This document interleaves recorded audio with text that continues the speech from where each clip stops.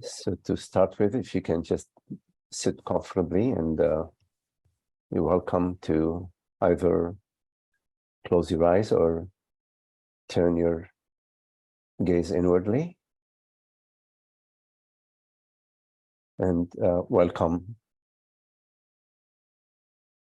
yourself, welcome your experience without any expectation, without any conditions, without any judgments.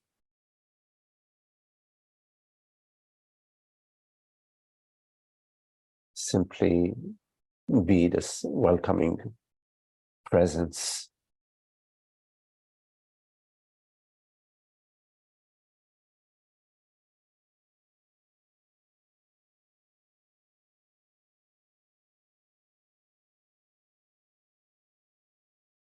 Whatever sensations appear to you, whatever thoughts,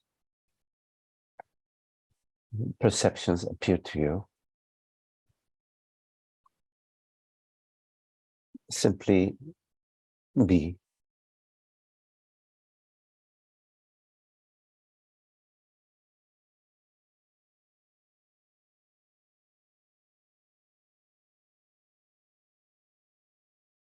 It is so lovely to just be, restful, resting presence,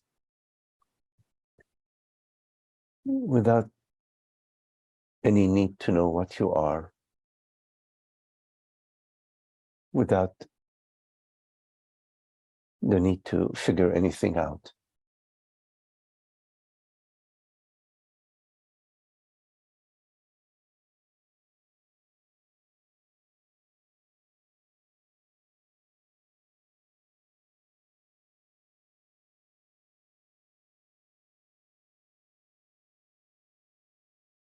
Presence is peace.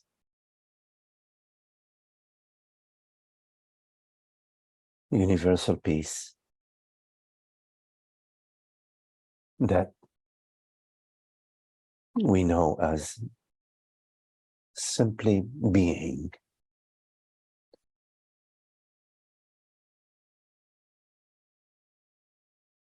Not being somebody, not being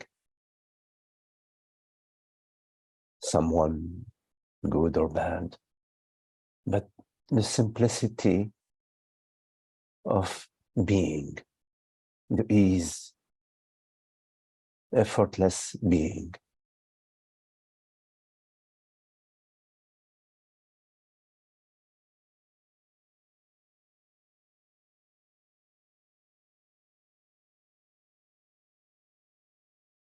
Which is not trying to improve itself,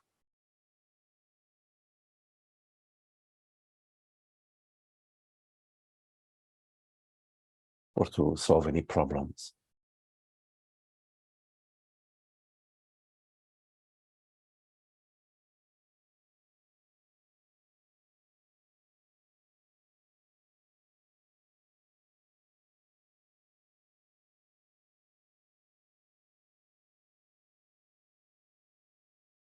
There is no separation in presence. There is no separation in being.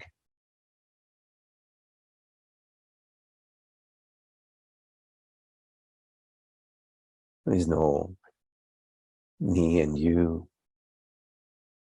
It's just peace and love and tranquility.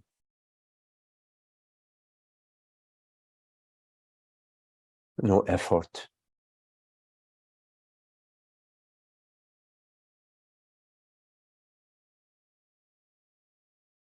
It is this awareness, the reality which hears these words effortlessly, is this presence, this being, beingness, which we are, and we've always been.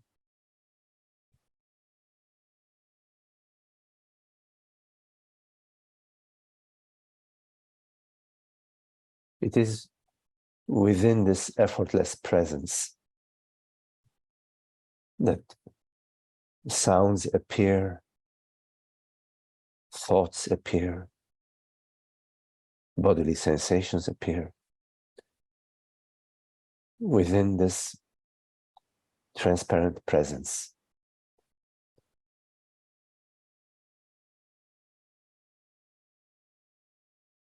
And this presence, this awareness is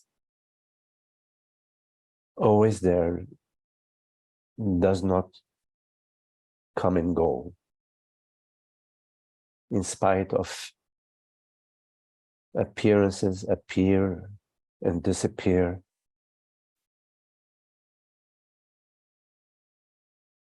Presence, being,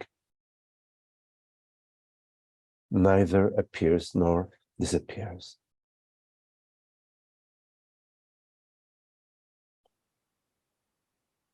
Which we refer to as I am, the amness.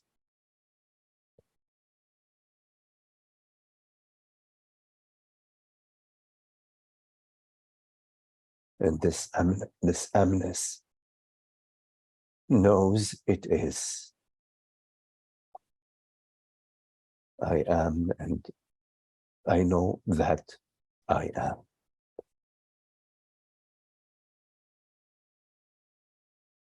They go hand in hand.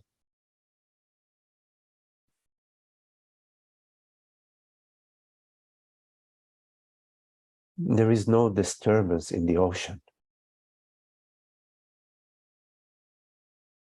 It is the mind that may say, this is disturbing or that is disturbing.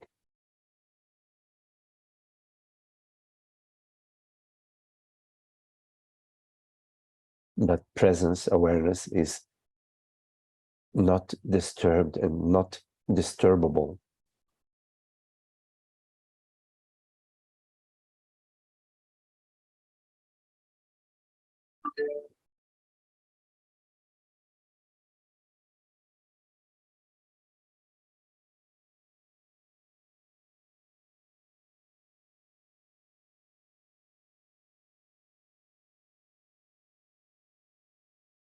It is only upon identifying yourself, meaning only upon identifying awareness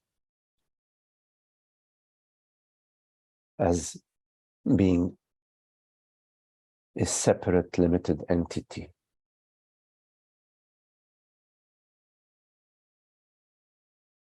Only upon believing yourself to be a body-mind.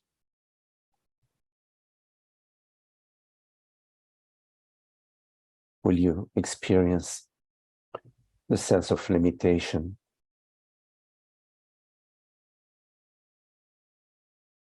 as a bodily sensation, as a feeling. You will experience the sense of lack, the fear of ending, as feelings and thoughts and bodily sensations.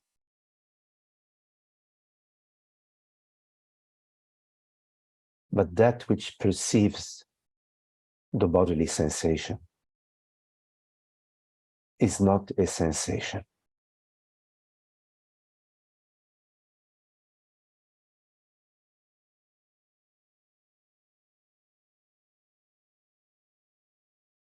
That which perceives thunder is not the thunder. It's pure, tranquil, aware presence,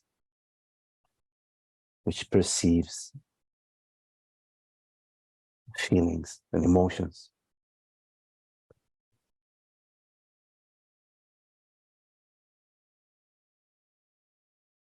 And the feelings and the emotions are the result of your identification. Identifying yourself as a woman, mother, a father, a particular body-mind,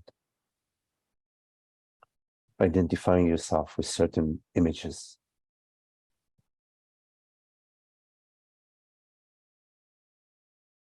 It is awareness, consciousness, which is identifying itself. You, consciousness. Identify yourself as a limited form.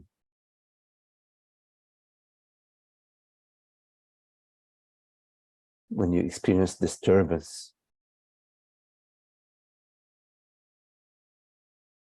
immediately, as soon as you identify yourself as somebody, you will experience yourself existing as a limited entity in time and space, with personal worries and personal concerns and hopes and regrets.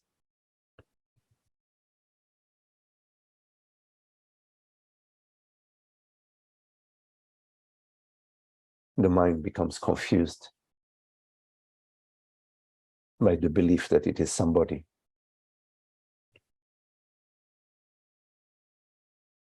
It struggles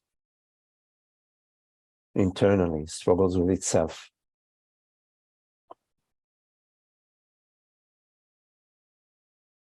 But this struggle is just a mind, a body-mind impression, dreamlike, which has nothing to do with you.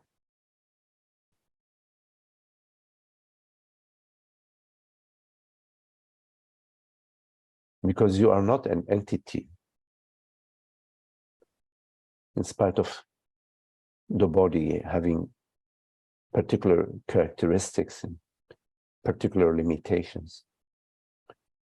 These characteristics and limitations do not apply to you.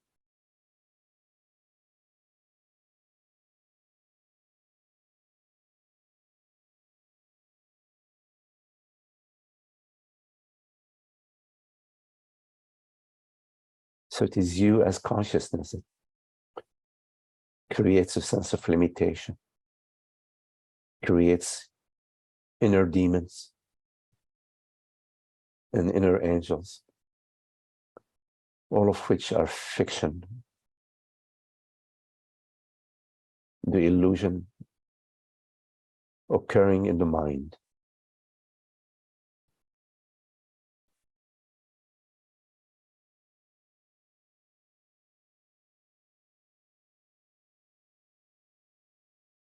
These inner battles of identity, they're like waves in the ocean, and clouds in the sky.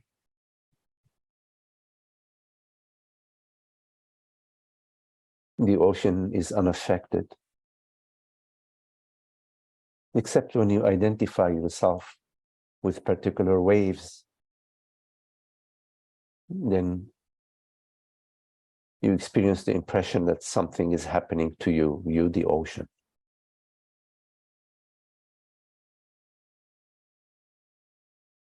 You start to experience worries and concerns about that which you imagine yourself to be. But that which you imagine yourself to be is not that which you are.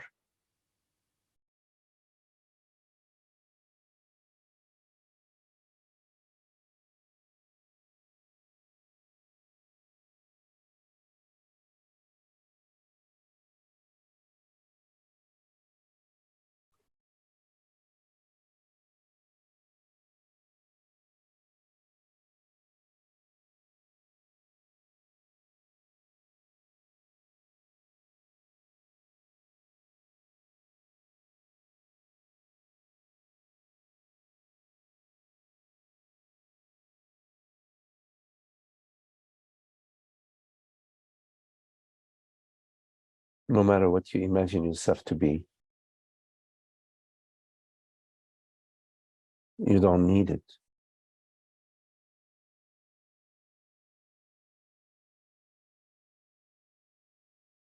You don't need to know what you are. It is sufficient to be clear that I am. I know that I am. I being the reality which perceives, not I being something which you believe yourself to be.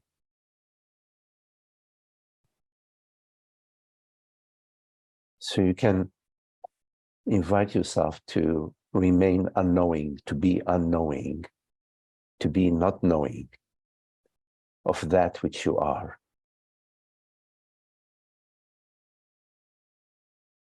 And completely clear that I am, I being reality, being.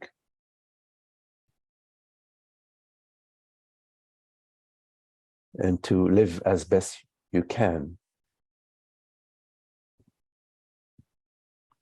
according to this new understanding.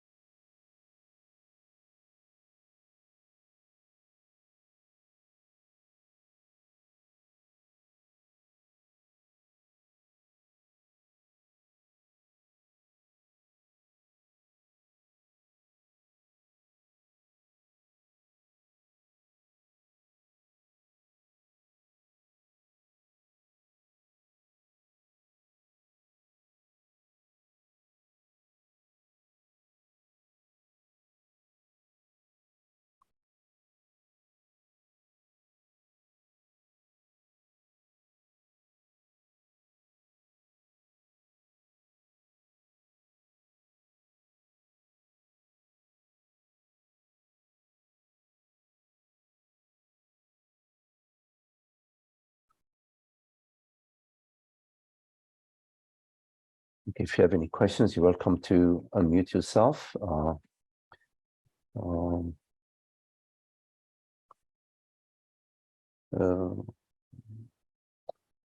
Holger, I'm going to send you a message.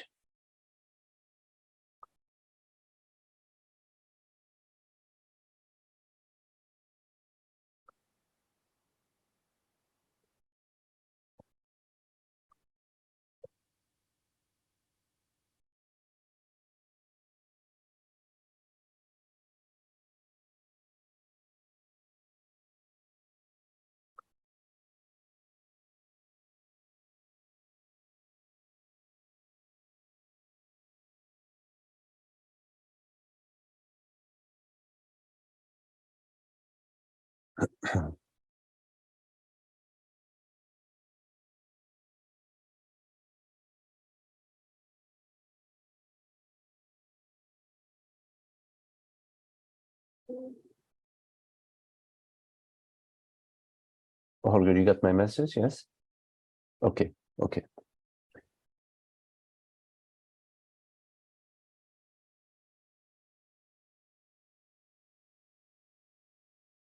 Hello, Leslie. You need to unmute yourself. Okay. Oh, okay. I hear you now. Okay. Hey, hello? Can you hear me? Can you hear me all right?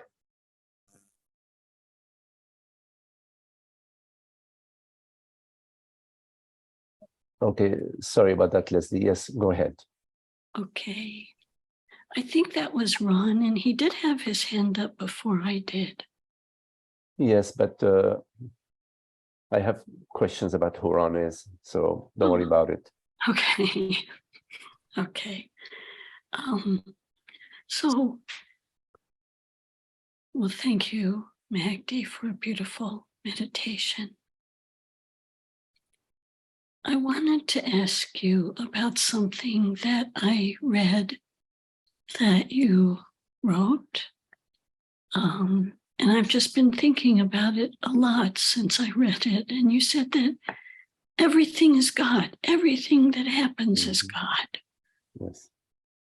And I wonder if you would be willing to say more about that. It's a wonderful experiment.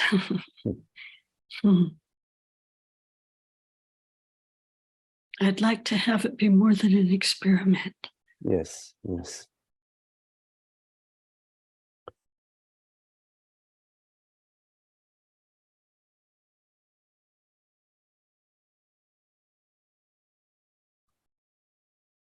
So when you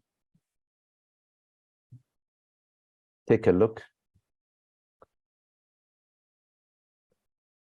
at I,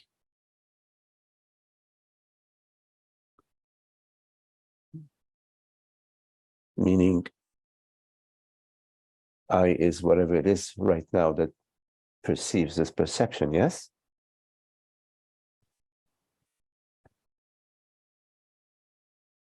So this I perceives this perception, but is not a perceived object, right?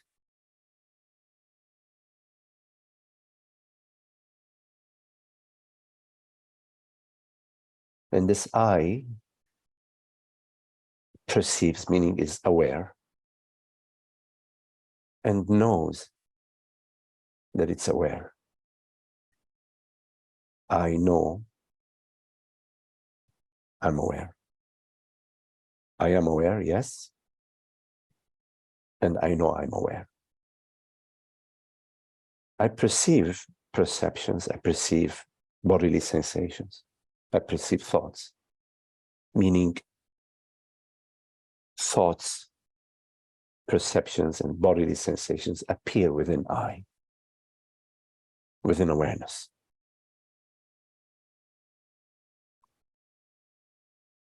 But two things.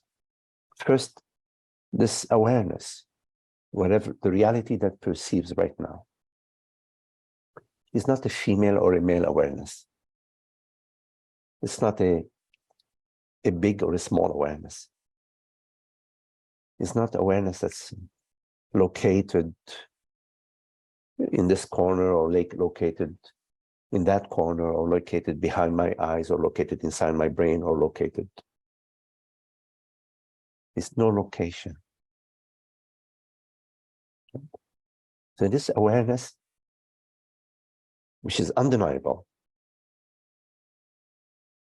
has no phenomenal qualities. Meaning, it does not appear as the sunrise appears, or as a flock of birds flying by my window appear. Awareness does neither appear nor disappear. So we say it's non-phenomenal,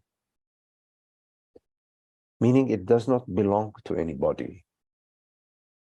It does not have a location. There are no limitations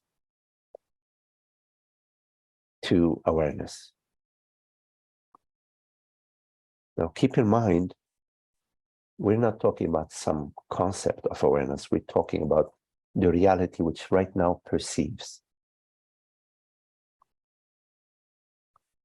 That which perceives right now has no name. It's not named Leslie.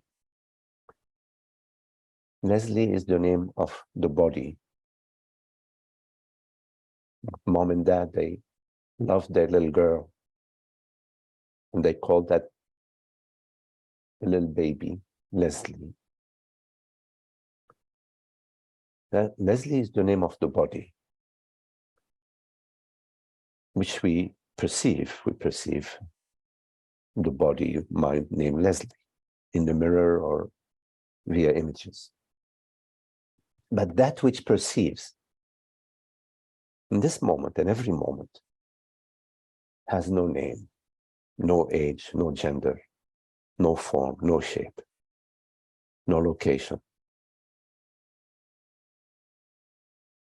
The body is changing over time. The rose bush that we planted in the garden is changing over time. Thoughts appear and disappear. But that which perceives this perception right now, I, is not growing in time, does not exist in time. Meaning, it is eternal. I, awareness, is eternal. Keep in mind that eternal does not mean a very, very long time. It means no time, not in time. And this awareness, this consciousness, has no shape or form. Therefore, it is not finite. It is infinite, eternal and infinite.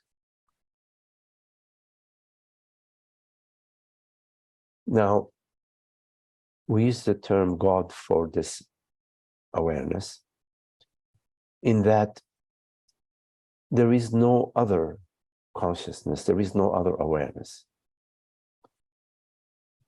It's not that there is a Leslie awareness and a Magdi awareness. No. There are different images that appear through the Leslie body-mind, and different images and thoughts and perceptions that appear via the Magdi body-mind. But the awareness which perceives the images that appear within the Leslie body-mind, via the Leslie body-mind, and the awareness that perceives the thoughts and the sensations that appear via the Magdi body-mind, is the same awareness. You need to contemplate that. You need to keep exploring that until until there is clarity about one awareness. One awareness means one consciousness, means one reality.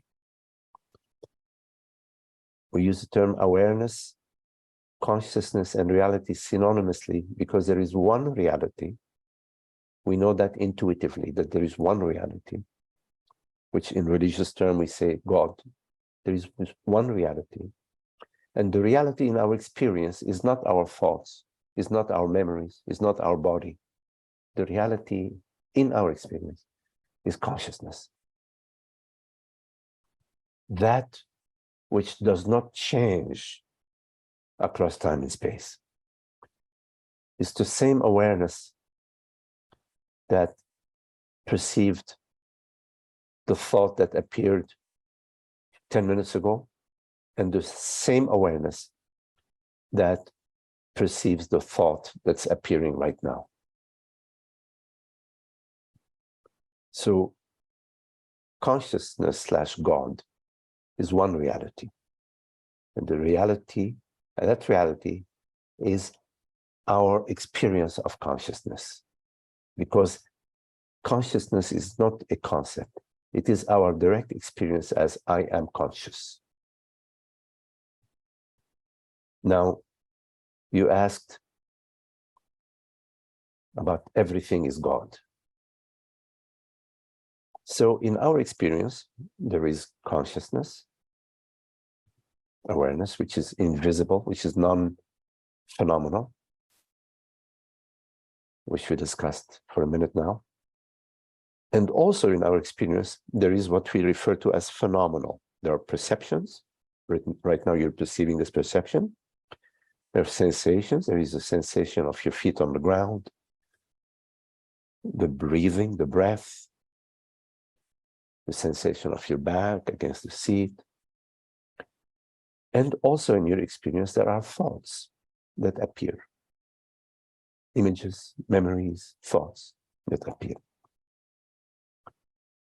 So our experience can be summed up to consist of consciousness, meaning the noumenal, the invisible reality, the unchanging, the changeless reality of consciousness, and that which appears within consciousness and is changing, constantly changes. The thought that you had 2 minutes ago is different from the thought that you're having now, etc. Now, how could we say that everything is God? If we say consciousness is God, how could we say that appearances are also God? Because if we say everything is God, then we are saying that not only consciousness is God, but we are also saying everything else is God. How could it be that a perception is God? If you take a look at the perception, for example, right now you're perceiving the screen. You're perceiving this perception. And you ask yourself, what is this perception made of? We could say colors, shapes, right? But if you ask yourself, what are these colors and shapes that I'm perceiving made of? As you investigate this question thoroughly, you will come to the conclusion that this perception is made out of yourself. It's not separate from yourself. Similarly, if you take a look at a thought and you ask yourself, where is that thought? What is it made of? What is its essence? What is its reality? You will find that there is no place you can find the thought outside of yourself.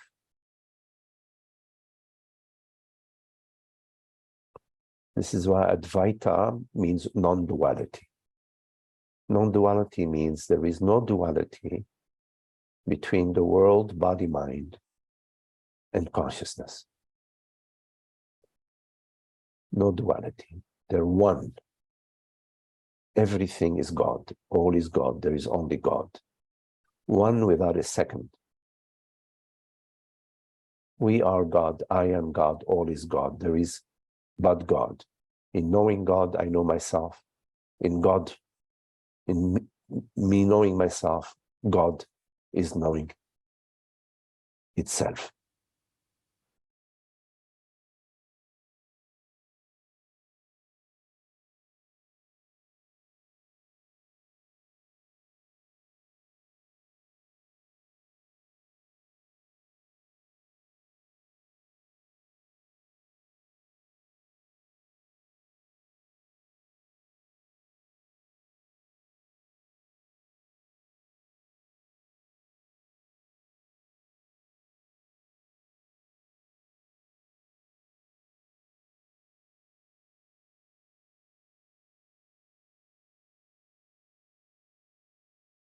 The Sufi, they say, wherever my eyes fall is God's being. Wherever my eyes fall is God's being.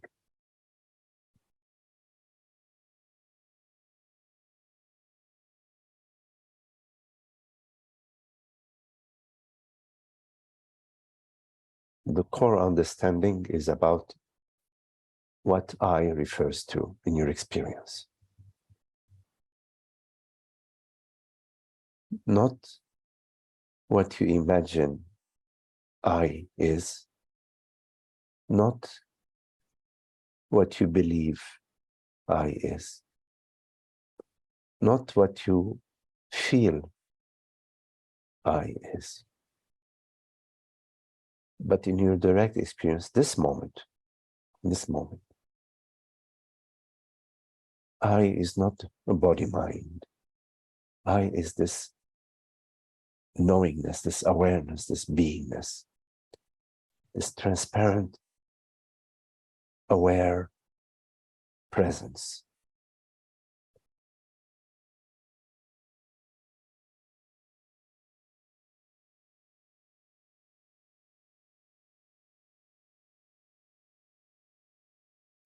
This is the first understanding.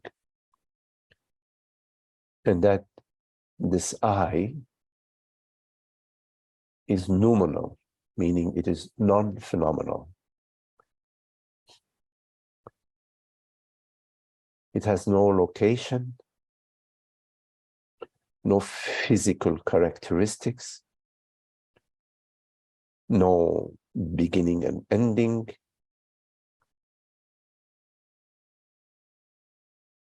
no form.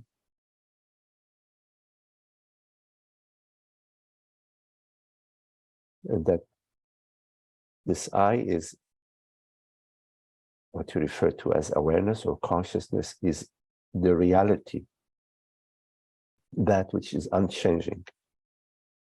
Things change, phenomenal things change, but the noumenal reality of consciousness does not change.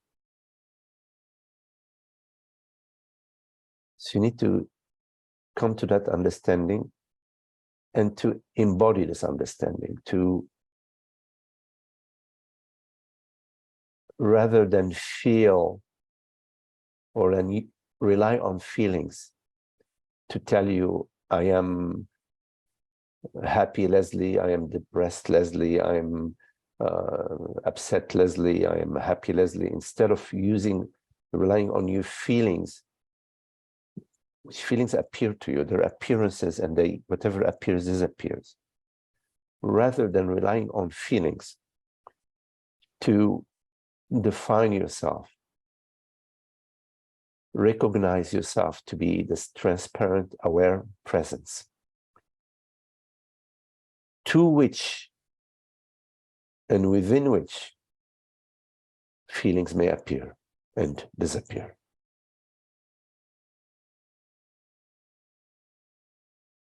But the feelings that may appear and disappear within awareness do not tell awareness what it is. They do not define awareness. If you hear a sound, the sound doesn't define you. You're just hearing a sound. You perceive a perception. The perception doesn't define you. You're just perceiving a perception. That which appears to awareness does not define awareness. That which appears to you does not define you. There is nothing that defines awareness. This is why we say, I am, I know that I am, meaning I am means being, presence, I am. And I know that I am means awareness. I am and I know that I am. But I do not know what I am.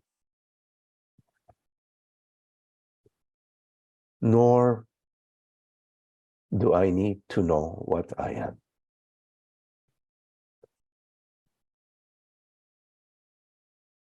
I am the freedom of being. I take on all forms while remaining undefined by the infinite forms that I create out of myself, to myself, for myself, out of my freedom and my love for creation, because I am the creative element, the one and only.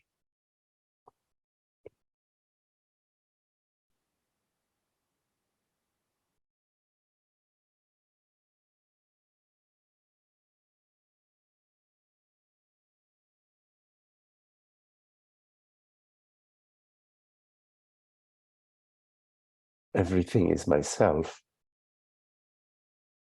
because I am the only reality, the one reality.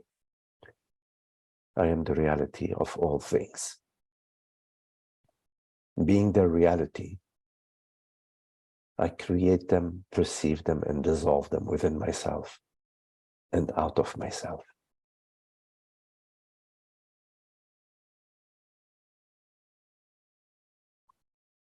Everything is God. Only God is. Only I am.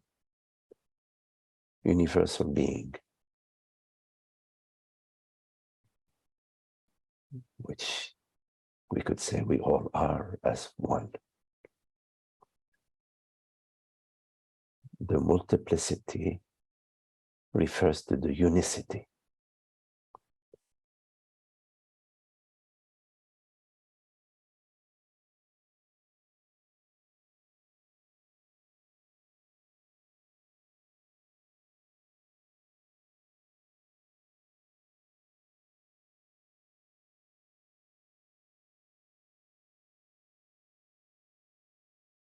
So you can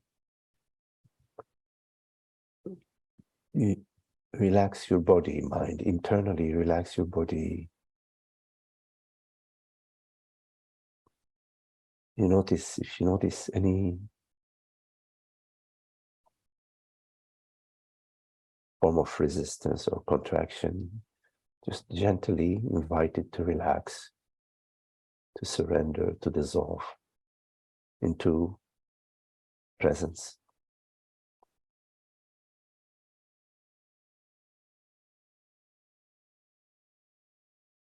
You do that regularly during the day, in the middle of your activities, it doesn't matter.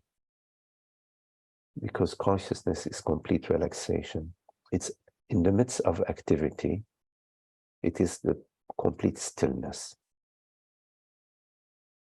Activity does not affect the stillness of consciousness.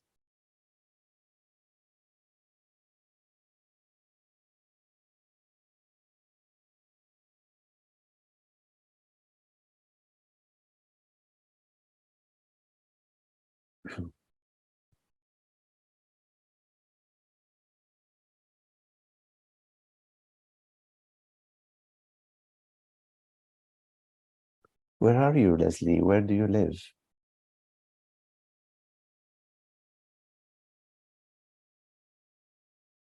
Oops, I don't hear you. You see, did I? Okay, you see, you have to unmute yourself. Oh, Yes. now I hear you, yes. Yes. I'm in north central Florida in a Oh. town called Gainesville. Gainesville, okay, okay. Yeah. Yes, okay. So everything was okay during that hurricane? Hopefully, Yeah. yes. Okay. Yes, yes. Good. Yes, it was. Good. Yes, thankfully. Okay. My goodness, thank you so much, Bhakti. Okay. Welcome. Thank you so much.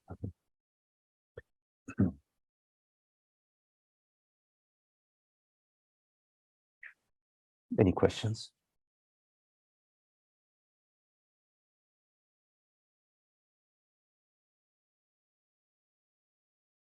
Oh, Mark, I see your hand is up.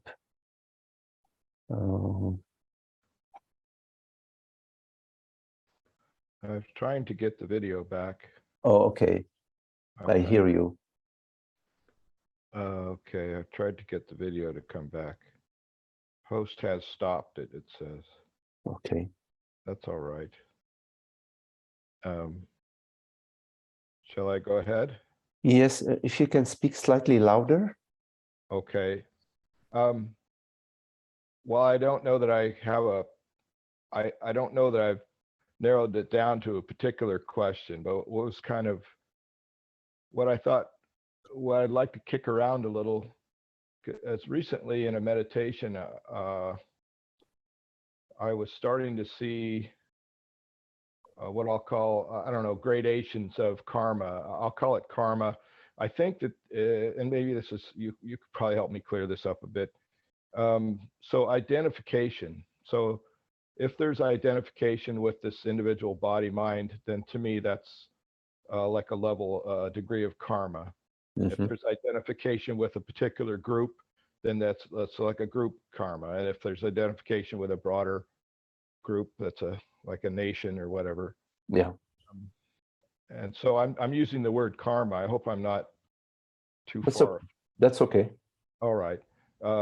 So, but I was kind of what I think I'm seeing is a more a little. I'm seeing it a little bit more clearly. I hope that I hope that I'm seeing it a little more clearly, that the identification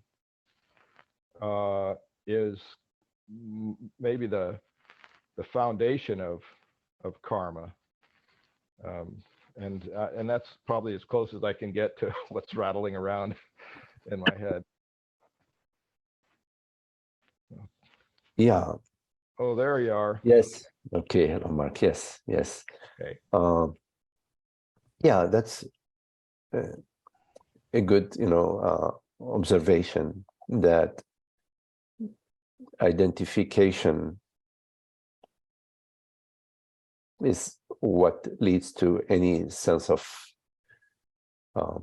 limitation, a contraction, negative emotions, sense of lack, fear, the activities to protect oneself, to defend oneself, to aggress.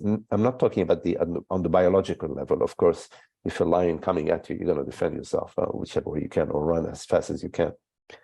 But the psychological aspect, it is identification, meaning to know that consciousness is fill in the blank. That's identification. Consciousness is whatever whichever phenomenal way you define consciousness, that would be identification.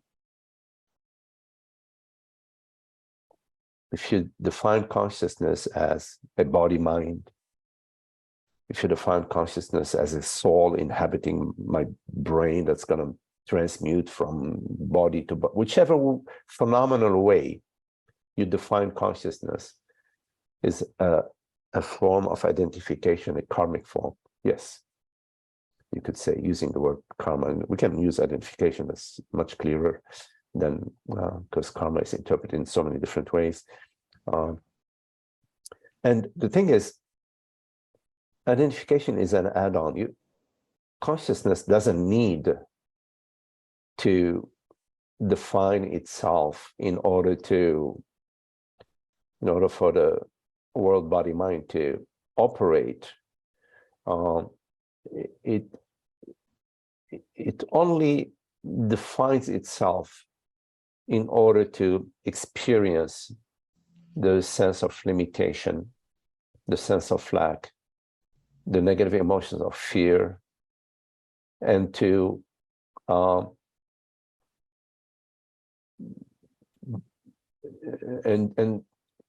and subsequently to return itself to its true understanding of itself, which is sort of being veiled by its identification.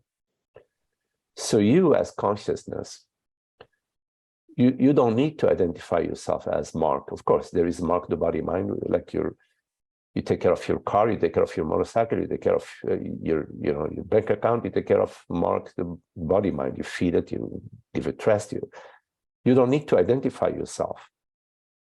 And from the mind's perspective, which is already identified, when it hears you don't need to identify itself, the mind experiences that it's going to die. That if it doesn't, if I let go of being Mark, well, what am I going to be? It's like a black hole.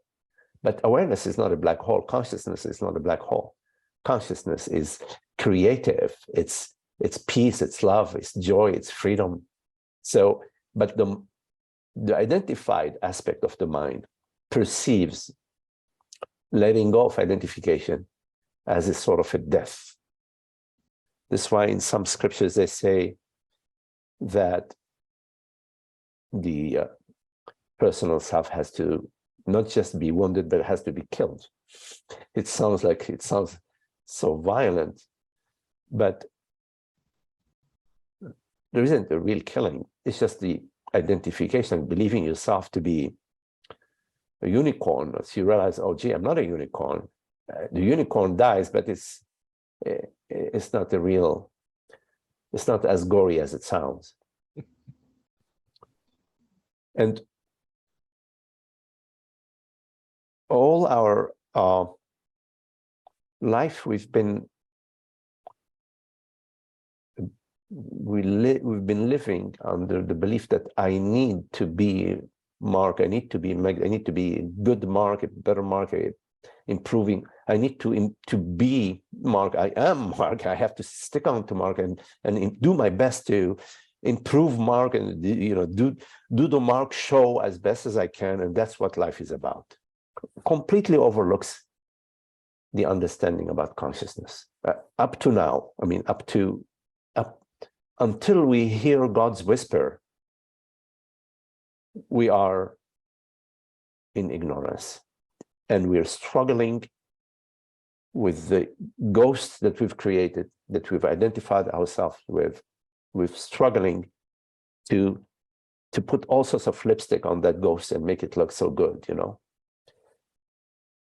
And it's an unending process until we realize that there is no ghost and no lipstick, not this. It's just being, just awareness. And there's a release, there is a freedom in that understanding, because there's a relaxation from the identification. It takes a while, of course, for the habitual residues in the body-mind to sort of not to catch our attention, our habits in the body-mind. But there is freedom and the infinite potential of reality, of God, of consciousness, becomes available to us as consciousness, rather than being channeled through our belief structure, the tiny funnel of I am Mark and I need to do this and I need to do that, and this is working, that's not working. It's the identification. Of course, there is taking care of Mark, fixing Mark's truck, taking care of Mark's bank account, taking care of Mark's plans, but without identification, you see, there's no need to identify with Mark in order to take care of Mark's body-mind. Like we don't identify with our car. Well, some people do, but in general, we don't identify with our car in order to take care of the car and fix it and make sure it's going to function as well as possible.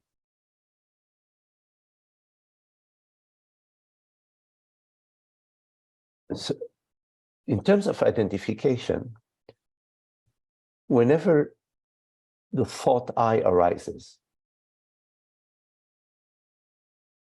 that is your opportunity to notice whether that thought I, that image I, that feeling I, is referring to an entity, is referring to some limited form, or not. If it is referring to a limited form, then you need to take a look. What is it that is perceiving that thought? What is it that is perceiving that feeling? What is it that is perceiving that sensation? Then you return to awareness, because that which perceives cannot be an object. An object does not perceive a thought. A feeling does not perceive a feeling or a thought. What is it that's perceiving this I? Because if I is a perceived form, then there is something that's perceiving that form. But if I is just the perceiving aspect, meaning awareness, Tranquilo, all is well.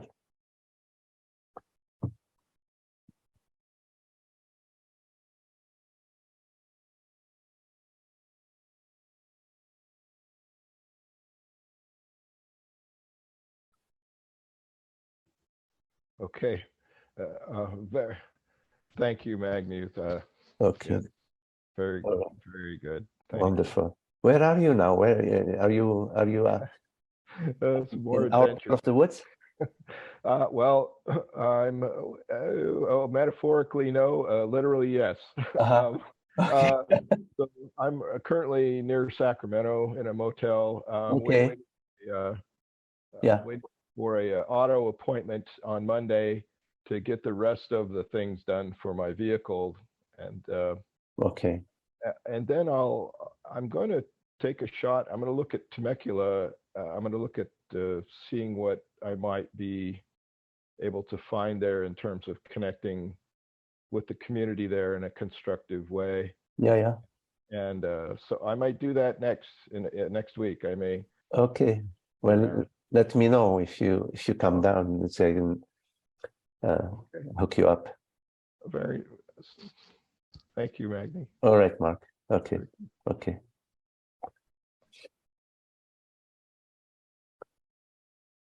Hello, Chris. Hi, Chris. Let me see. Hi, Magdi. I Yes, think I unmuted myself. Yes. Oh, yeah. Good. Interesting that as I raised my hand, you just directly started answering the questions that I had around identification. You know, I think the first impulse was my questions were around. I want to see the more subtle ways. I see the broad ways that I identify as an individual, but I was curious to see the more subtle ways. Mm-hmm. And then as you answered that, the question to Mark there, it just seemed clear, like, oh, I can just come back when you said, when every time I refer to the I, like I can trace that back in a way. Yes. And I can connect that dot. Like, is this being, is this reality that I'm referring to, or is it Chris, or is it, Yes. you know? Yes. Is it reality referring to itself, or is reality referring to some object, to itself as an object? Is it a direct direct reference, I? When I say I, it's I referring to I, or is it an indirect reference where I am referring to myself as fill in the blanks, ... as Chris, as father, as a friend, as a whatever, reference.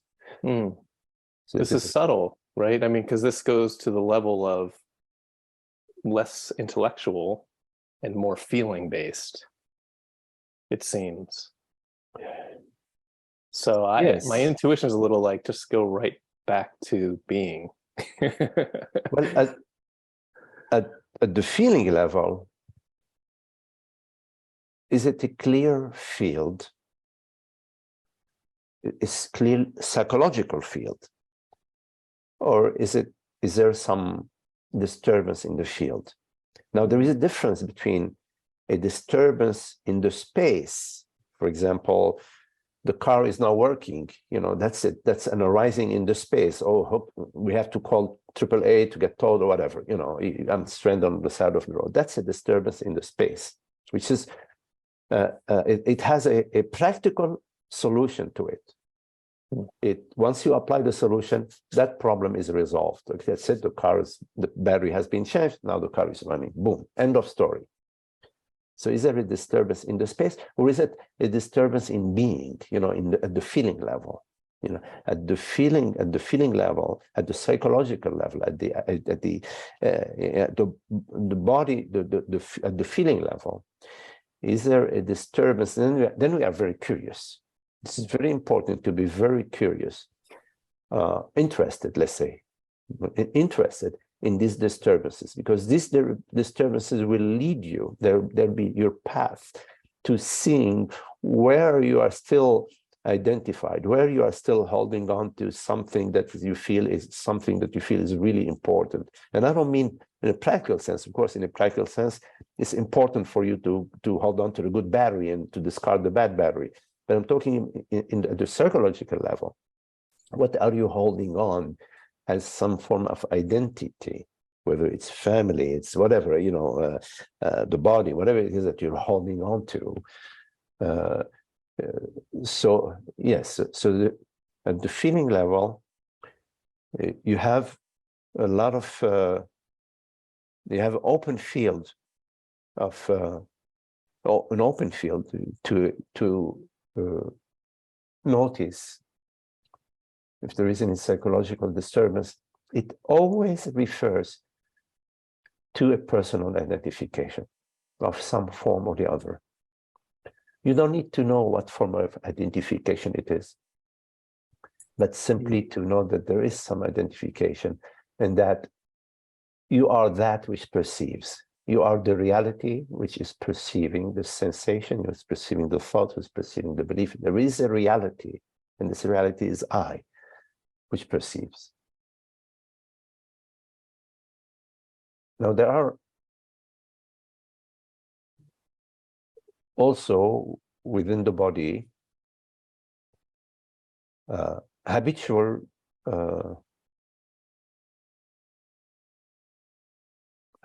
ways in which the body has adopted certain ways of moving the body, in certain ways of certain contractions, and there could be in the chest, in the hands, or in the neck, that they have like a subtle me in them, subtle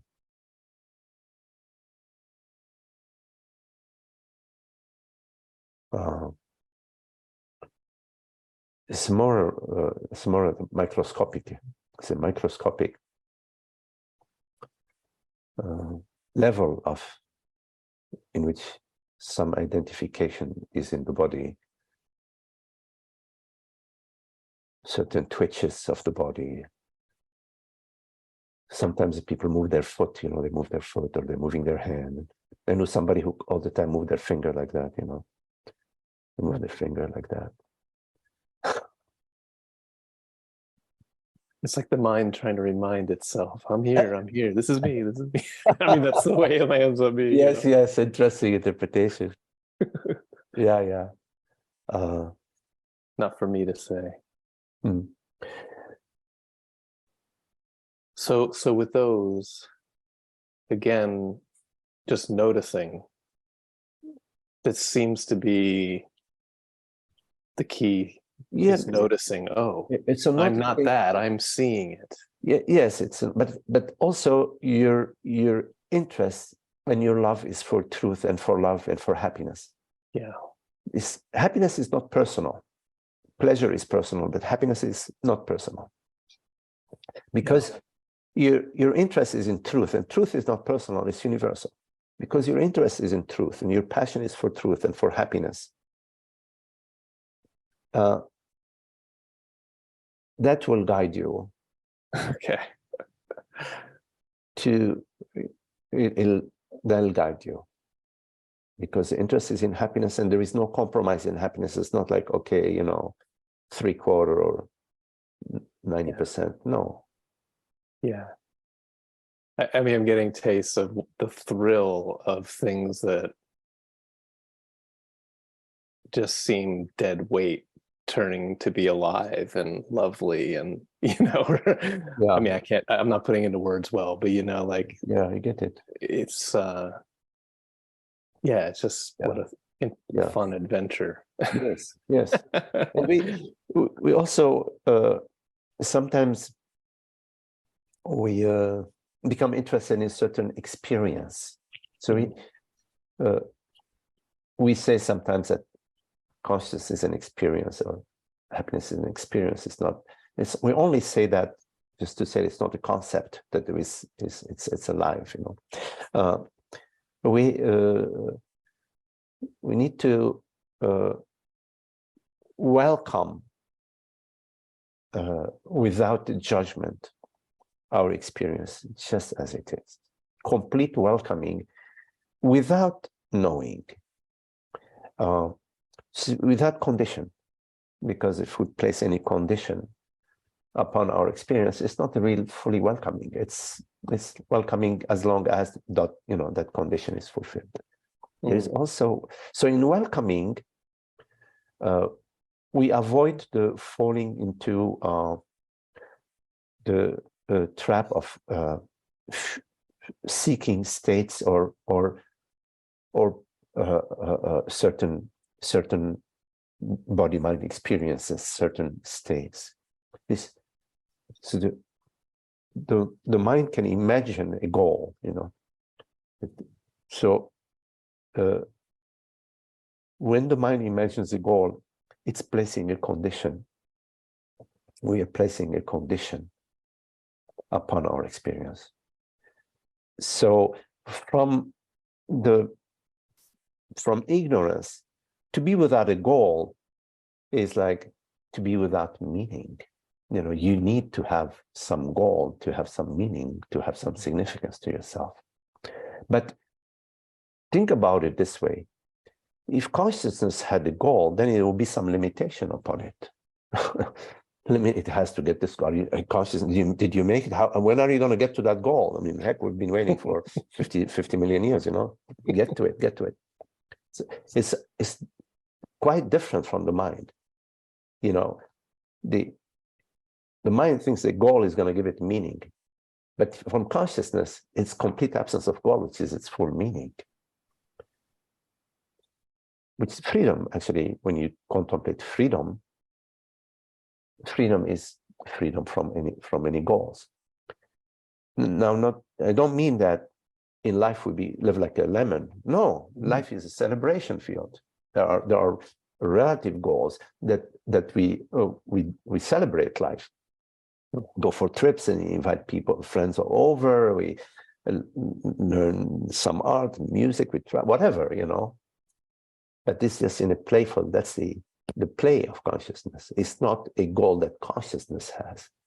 It is a goal at the mind level with celebration of the freedom of consciousness to create.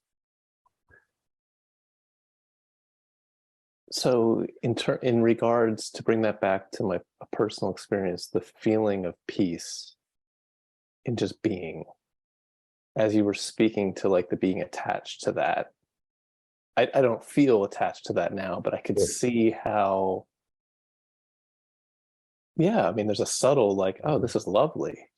Why wouldn't I want this all the time? But it seems that if I do become attached to it, I know, because it becomes unpleasant slowly. Yes. Or something. Yes.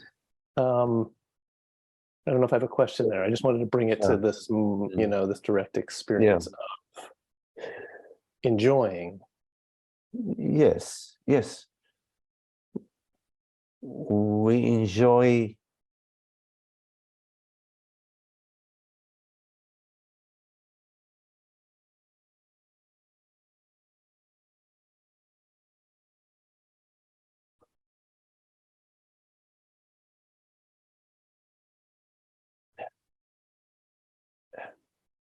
I mean, there are some things that we don't enjoy, you know.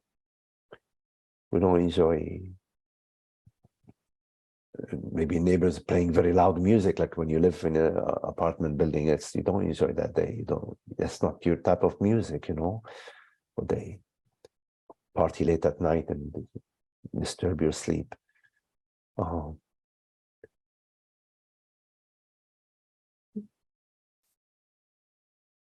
But that's just it's at a different level. There is a joy that is undisturbable, but it is not dependent on phenomenal experiences, on phenomenal events, which is being, which is a piece of being.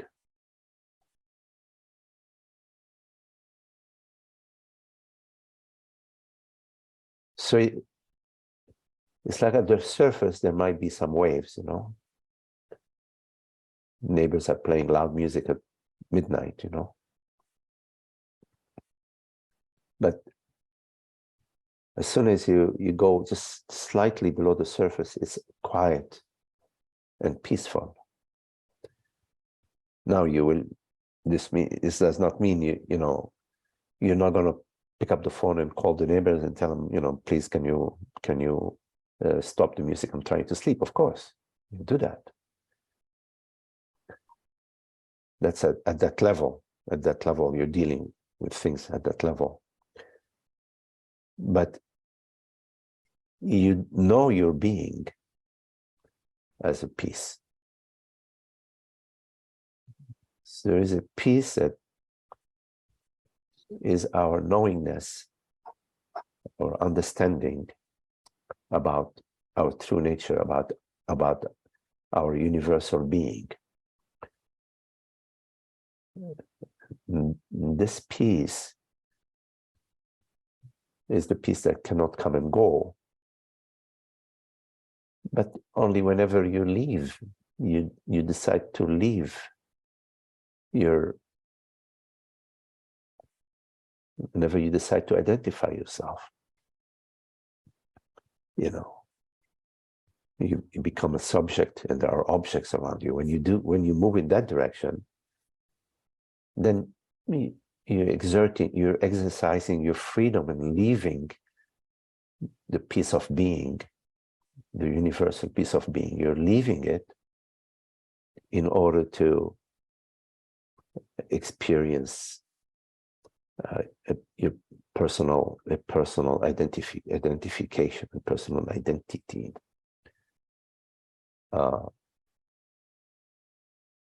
In time, with your understanding and your appreciation for peace and happiness, you leave the causeless peace of being less and less often and for shorter and shorter durations. And at some point, it doesn't leave you. It no longer leaves you.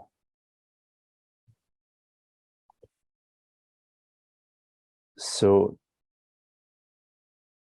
notice when you leave it, not so much, it's okay as well, but not so much when you don't leave it, because it's your natural state, but notice more when you leave it. And as you notice more and more when you leave it, then your interest is not in leaving it, then it will no longer leave you.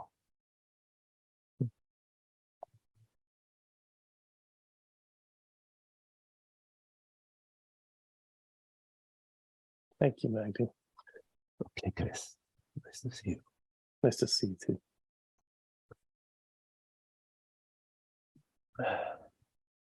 Any questions?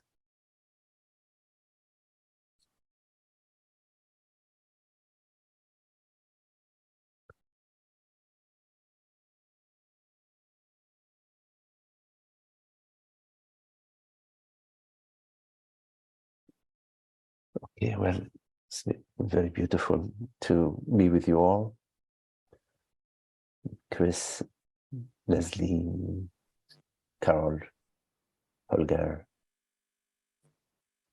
Hola, Gloriana, Nathan, hi Nathan, Frank, Frank, hey Mark, Holly, Jeff, I don't see you, Chai, I don't see you, but hello, hey Mo, hello Mo, and Chai, I see you, Chai, hey John, and Malcolm,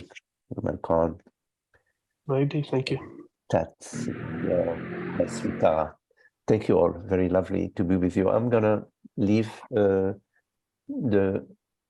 meeting going. I'm gonna just stop the recording in case people want to chat together. Thank you all. Oh, thank you, Magdalene. Thank you. Thank you.